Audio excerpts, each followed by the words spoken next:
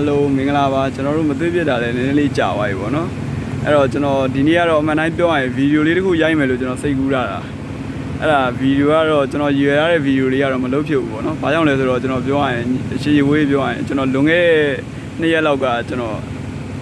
ရုပ်ရှင်စကားကြည့်လိုက်တာည3နာရီလောက်မှအိပ်ပျော်သွားတယ်ပေါ့နော်အဲ့ကနေစပြီးတော့ကျွန်တော်အိတ်ချိန်ကြီးမားတာနေပြီးတော့ညဘက်ဘလို့မှအိပ်မပျော်တော့အဲ့ဒါနဲ့ကျွန်တော်မင်းညကျွန်တော်အိပ်ရဝင်တော့17နာရီလောက်ကနေအိပ်တာပေါ့နော်အဲ့ဒါအိပ်တော့ကျွန်တော်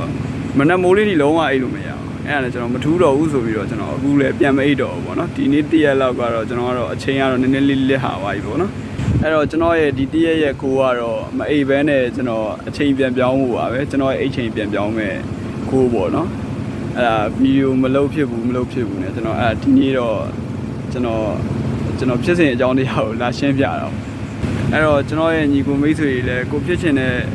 အရာတွေလုပ်ဖို့တော့ကိုအေးအေးပြတ်တာတွေပါတွေကိုခယူဆိုင်ကြပါလို့ညဘက်တွေပါတွေဖုန်းတွေပါဖြစ်နိုင်အသိမသုံးပါနဲ့ကျွန်တော်တော့မှကလားကားလေးတကားကောင်းတယ်ဆိုပြီးတော့ကြည့်လိုက်တယ်အဲ့ဒါအေးပြတ်သွားတော့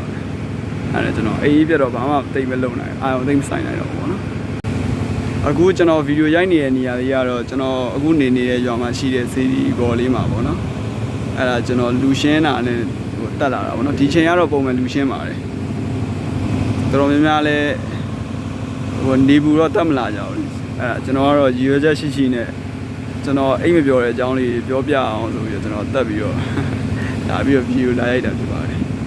โอเคအဲ့တော့ကျွန်တော်ပြောချင်တာဒီလောက်ပါပဲမိတ်ဆွေတို့လည်းကျွန်တော်လိုမဖြစ်အောင်ခယူဆိုင်ပေါ့နော်အဲ့ဒါလေးကိုပြောရင်းနဲ့ကျွန်တော်ဒီဗီဒီယိုလေးကိုအဆုံးသတ်ချင်ပါတယ်